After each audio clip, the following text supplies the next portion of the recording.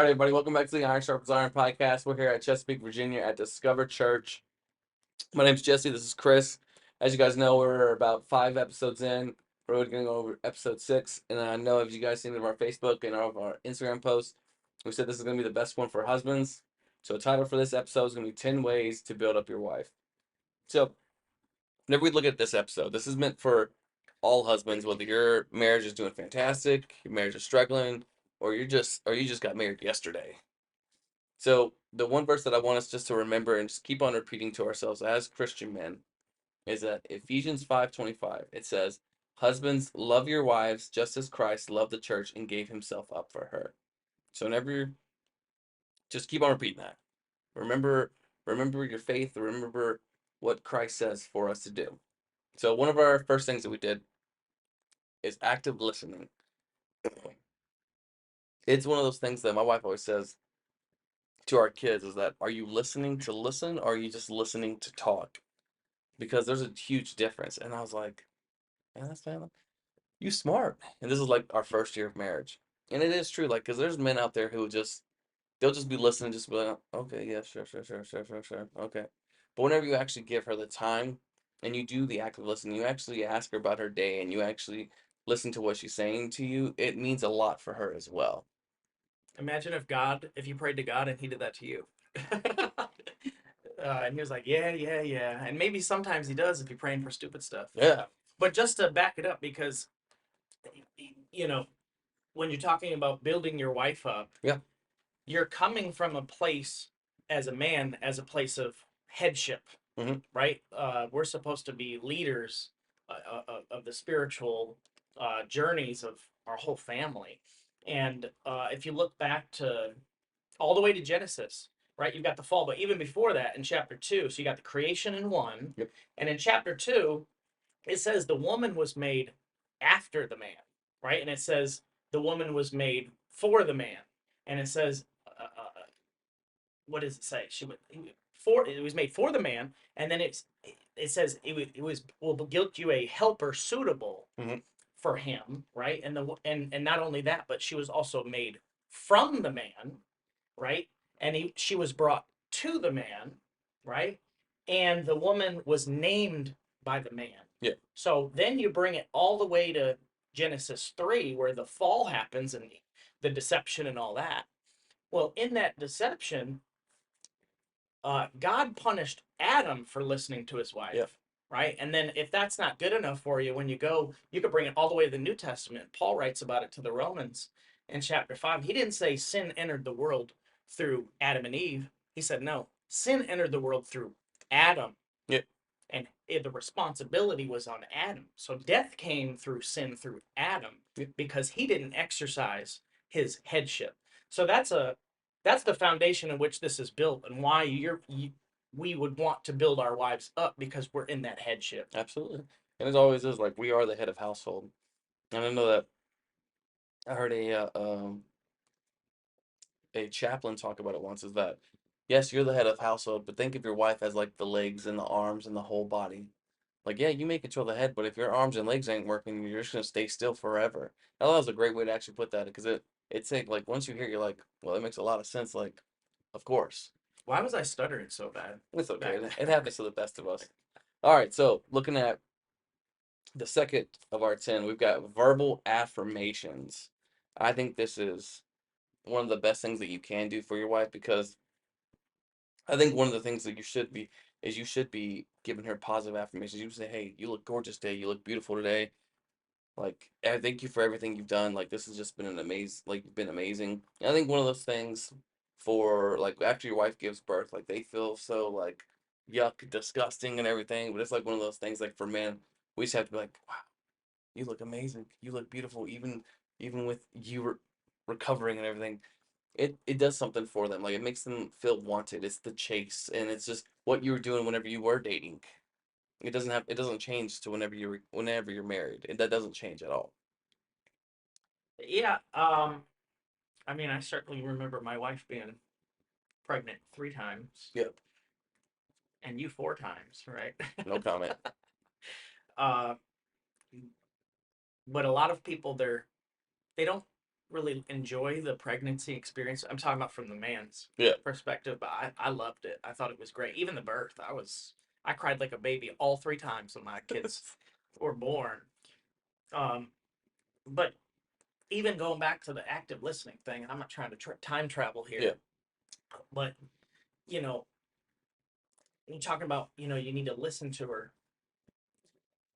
It's not just that you need to listen to her and then call her beautiful and all this stuff you're talking about. It's somebody's going to they're coming to arrest me for this blasphemy. Check that just to make sure. Yeah. Yeah, man, we can just hear it crazy now. Okay. But James would tell us that you're supposed to, if you lack wisdom, ask God. Mm-hmm. Right? So it's not to be understood that, like, you know what, I don't know exactly how to navigate this hard issue, which is a woman. They got all this 1,000 things, and I got one thing. Yeah. You ask God, and He'll give you wisdom without holding it against you. And as far as, like, one of the biggest commandments you have from God is to love. Yeah. And to love, and what is it? It says, in anything that you do everything, whether it's in word or deed. Do everything for the glory of God. Yeah. Everything. That's Colossians 3. That was a great way to end that one for. So going on to our third one, and this is the most important that I think as husbands that we have to do, spiritual leadership. We are the head of household. And then if you go back to literally Ephesians 5:25, husbands, love your wives just as Christ loved the church and gave himself up for her. We are supposed to be the ones that are the stronghold of the house for spiritual. We are supposed to be the ones that are teaching our kids, teaching our wives, helping our kids understand it. And it's just one of those things that I've seen it where the roles are reversed, where it's the woman who is a very strong Christian household, and that's okay. We're not saying it's not. That's perfectly okay. But if you are married with your wife, it is supposed to be you. The Bible does say you are the head of household, and I think that's as Christian men we have to lean on that. We have to be able to focus on that and make sure we're running that and doing that to the best of our ability as well. And those women who are the spiritual leaders of the house, speaking from a situation that, I mean, I think both of us were kind of that. I don't know about you, but for me, for sure, my wife was leading our household and from a spiritual perspective for a while. And the one thing my wife did a really good job of was setting the example of what I should have been doing, so that when I actually did take over, I knew what to do. Yeah. Some women, they want the men to be spiritual leaders, and I know this is something people struggle with. So if you got a husband who's maybe not coming to church, or is not as not where you would like him to be, or not where he should be biblically, I feel for those women. Because I was just like that. I was just like their husband. Mm. Selena was the same way, and Lisa was the same way. Yeah, we would How go. it tends to happen. Yeah, we would go to church, and I was like, "Oh yeah, cool. Yeah, I'm at church. I'm a Christian. Cool." And then now look at us. Mm-hmm. So I think it just shows like how much. Now we just body slam them. Yeah. Now it's just our how much our wives have done for us. Because my wife would tell me that she would literally pray over me whenever I was sleeping, that God would change my heart. Mm-hmm. I think whenever you hear that, it's like, whoa, like you really did that? Like that's crazy to think. By the way, my mom told me that I told you my mom was watching the podcast. Yeah.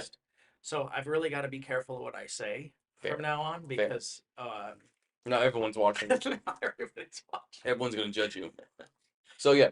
So men, if you are struggling biblically and just getting to the word, and we talked about it last night in our discipleship class, like you can go through every single book in the Bible and you will learn something.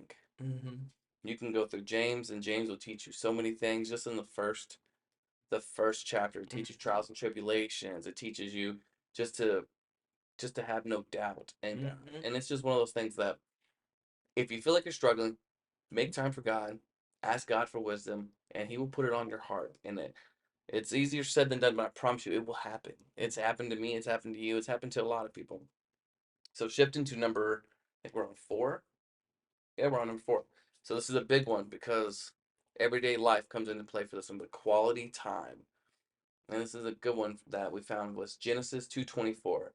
That is why a man leaves his father and mother, is united to his wife, and they become one flesh. I think quality time is something that everyone needs. Like I've met, don't get me wrong, I've met some couples who I remember my old chief. He was like, "Yeah, I can just walk into my house, just say what's up to my wife like that, and we don't have to talk no more. We don't have to spend no time together." I was like, "Man, that's so crazy. Just like walk inside your house, just not even like do dinner or nothing." He's like, "No, we just there's just an understanding." But that quality one-on-one time is what we need and what women need as well. Women want that one-on-one time because it makes them feel like, all right, I mean something to you. I hold value to you. If you go home and all you do is just, not saying it's wrong to do it, but if all you do is go home and just watch movies all night or you play video games all night and don't give your wife no quality time, it's gonna make her feel resentment. Will make her feel resentment towards you because you're not giving the one-on-one time that she needs. Yeah, and think about, it's all, if you're Christ centered, if you're God centered, and you bring this back to Jesus Christ, Yep. and we're supposed to be a reflection of Him. I'd sound like a broken record. I know I say that a lot, but if we're supposed to be a reflection of Him, understanding Jesus wasn't married, Yep. right? But how did He love and how did He treat and how did He interact with others? Yep. Do you think He was busy doing nothing, or do you think it seemed like a lot of the gospel narratives has Him interacting a whole lot with His disciples, both men and women?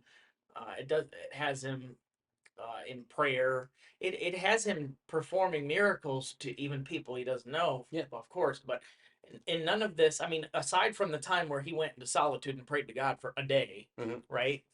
Or at least overnight, he didn't it doesn't record a whole lot of time where it's like he's in solitude. I know he's kind of gone out so at times, but he's devoted himself to prayer. Yeah. No, I love that. Yeah. So just get the quality time in one-on-one. Like if it's Bible time, just talking to each other at the end of the night whenever the kids go down, or just watching a movie. Watching a movie, nice time, sit on the couch, pop some popcorn, quality time right there, one-on-one. So the next one, this is a big one, I think, as well. I know we're saying these are all big, so let's just say every single one of these are just a big topic. So supporting her dreams. I know that for military wise people, it's hard for women to have dreams in a way. Like it's not saying that you can't have dreams, but sometimes our like what the service calls us to do, it might hinder your dreams. So I think it's always important that you know what her dreams are, and then all right, how can I help you in the best way to fulfill those dreams? How can I support you in the best way? What do you need from me to be able to get you to where you want to be? Because at the end of the day, if you're not doing what you love and what you want to do and what your full dream is, you're probably not going to be happy. Like yeah, our marriage might be good, but professionally, you might be like, man, I'm just stuck in a rut. I got nothing going on for me right now. Now we are hitting such a stride. Are not really covering the notes too much beforehand. Yeah. So let's just sync up. When you say uh, her dreams, are you saying it from a place of what she wants or what God wants for her? Because that could be a whole different That thing. is a whole different thing. Because I know there's a lot of things I want that I'm like, I better not do that. So I would say that it's what God has called her to do. Her calling. Yeah, her calling. So hey, like I have a calling to go in to be a nurse. Awesome. What can we do to get you there? What can we do to help you get there? All right, what's the best way to go about that? I keep Eh, trying to convince Lisa of what her calling is. I'm like, Go be a travel nurse. no, Let me retire. oh, no. I But we keep, saw this is off topic, but we saw Selena show me a video and it was a travel nurse who does travel nursing and then like content creator, like she posts videos. And I think that she made like in 1 month she made like 55,000. I was like, for travel nursing? that's all? That's it? I mean, we're making so much more doing this than. I need to be doing that. No, it's just it's the thing, like whatever your wife's calling is and what she feels like she needs to do. And then let's say that she doesn't have a calling, but she's already in a professional field that she enjoys. Still support that. Like she may be a lawyer and she's like, I want to be a named partner. Okay, what do you need? What's the next steps that you need to do? Do you need to spend more time at work? Do you need to put more hours into this? Okay, let's see if we can sit down and figure this out because that is going to improve your marriage as well because she'll see the sacrifice I wouldn't necessarily call it sacrifice, but it is also a sacrifice because the wives do it for us as well. They sacrifice it for us as well. It's a sacrifice for us as well to do for them. But at the end, it's all worth it because you're getting the dream that like you're getting your dream that you want, like the goal that you want, the job that you want. So I think that's something that'll like that's something that men we should do also as well. Yeah, I don't know that I'd encourage my wife to be a lawyer. Those are a lot of hours, Not at all. a lot of school and stuff. But no, I know what you're saying. Uh, you know, there's a difference between being happy Yeah, and being fulfilled. absolutely. Because I would be really happy going to the movies every single night, like, and not having to like load my kids up and go. Yeah, But if I didn't have a wife and kids, I wouldn't be very full. And I think that's an important distinction because I might be I'd be very happy living in the flesh, yeah, right? Like absolutely. you can be happy for a season.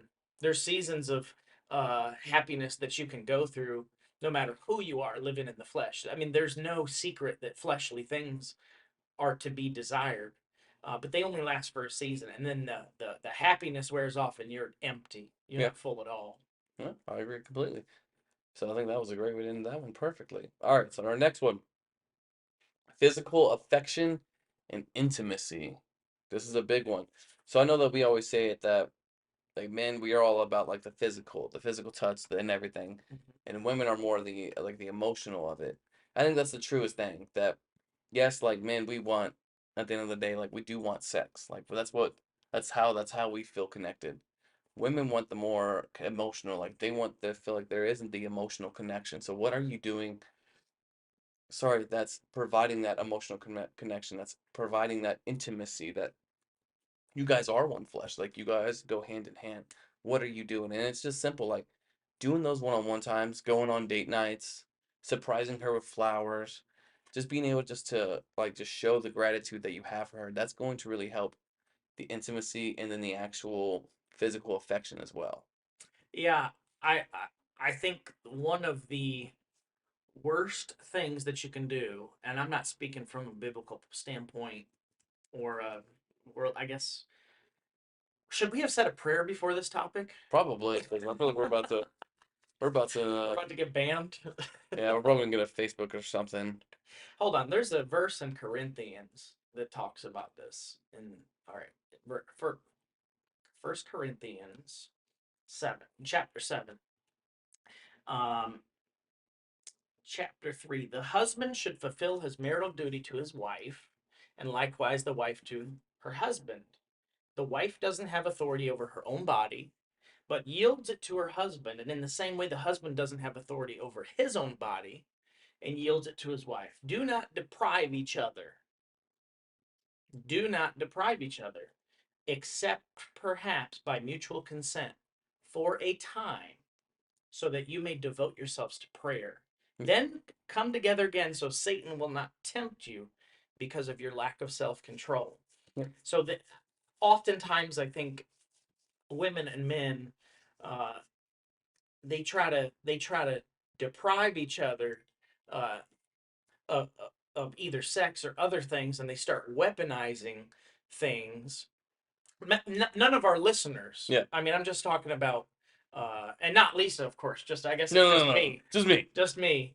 But I've heard from a friend of a friend, not you, but from a friend of a Someone friend, else. someone else, that people can weaponize sex Oh yeah.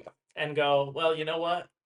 They're not doing this, so I'm not doing this. And Yeah. our government has been working like that. If we don't agree on immigration, then we're not going to agree on. I'm not gonna. You don't give us the money for this immigration thing. I'm not gonna give you money for education. Yeah. They start wheeling and dealing, and God doesn't make those kind of deals No, not at all. with us. Not one. I Not mean, one He made bit. covenants now, Yeah, that's and they different. were contingent. Hey, you do this, but they were all based on. And you know what? They weren't contingent. They were based on a promise, right? And they were based on a promise. And I think both men and women equally um, should not deprive each other, whether it's sex or not. Yeah, absolutely. You have a marital duty as a husband, and whatever aspect that is, and women, you have a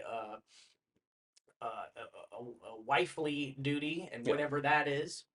to provide. And if you're not doing your part, how do you expect Yeah, the other one? Especially when you talk from a spiritual perspective, absolutely. And I you've think got to that set the example for the other person, I like that. especially as the man. You can't 100%. expect her to set the example for you, and then No, 100%. and that's as cryptically as you can Yeah, say pretty that. much. I like that though. So, moving on to our next one, respect and honesty. This is a big one because without honesty and without the respect, that marriage is gonna fail completely. About 99%. If your wife loses respect for you or you lose respect for your wife, it's just not gonna be a great thing. And then with the honesty, you break the honesty, then the trust just goes away as well. Once you have no trust in the marriage or the relationship, because every single day, like you could be sitting at work and your mind would just go straight to, what is my wife doing?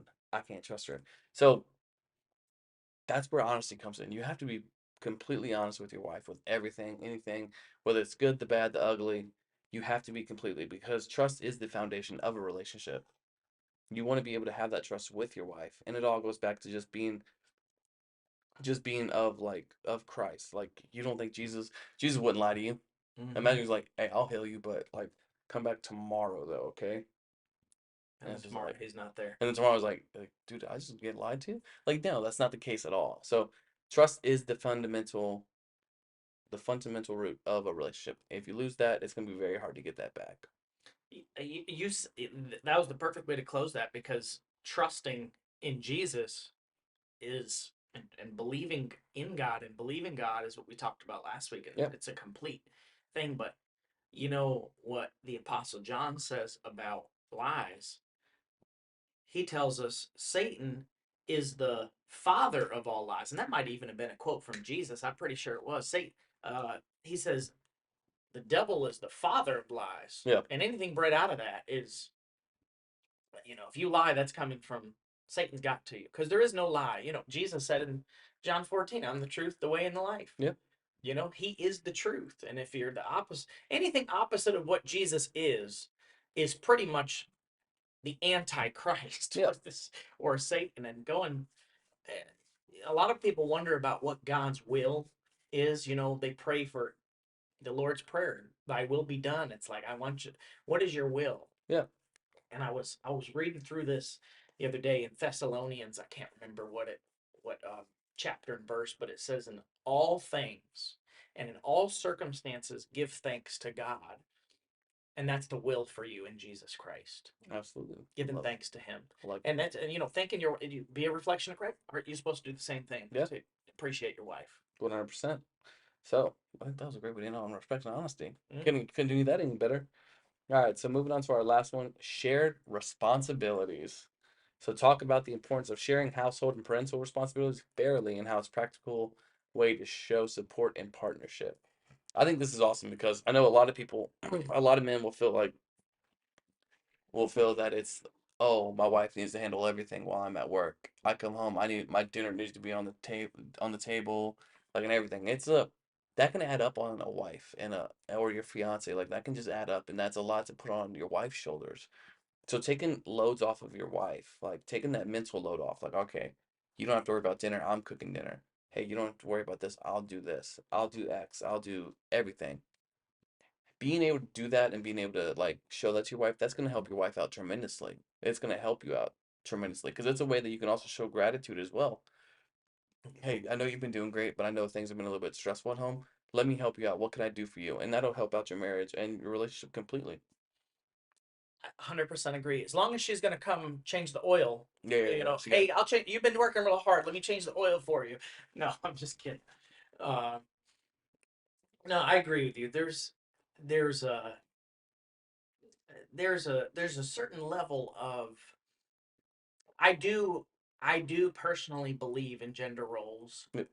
It's very clear in the Bible, but the Bible doesn't say, "Hey, she needs to do the dishes." You Yeah, know, yeah. It doesn't say that at all. it doesn't it doesn't say that, but uh, yeah, you've got to be able to share responsibility because you're united in one flesh, like we Absolutely. said earlier, and while you're the head or you have headship, you know that doesn't mean you're a dictator of Yeah, no, Burns. I'm not pulling Hitler over here. You know, yeah. Now we're definitely getting banned. Yeah. For that. Thanks. But yeah, I did think of, I had a scripture on my head, but I don't remember it. It's okay. That's all right. We ended on a great note, That's anyways. right. That's right. Yeah, so that was episode 6, 10 ways to help build up your wife. We hope that you guys can at least take a few of these. But just if you ever have any questions or anything like that, hit us up. We're on Facebook, Instagram, our emails on our Facebook page. We'll put the emails up, or like the email that we use, just so that if you have any questions, you can just hit us up. If you have topics you want us to talk about, we can talk about. We usually always put our social medias and our links as well, so that's always good. So we're on everything, so just be able to just give us a listen. Let's just continue talking and just spreading God's word. So thank you guys, and thank you guys for all the likes, shares, and subscribing. We really appreciate it. So thank you guys.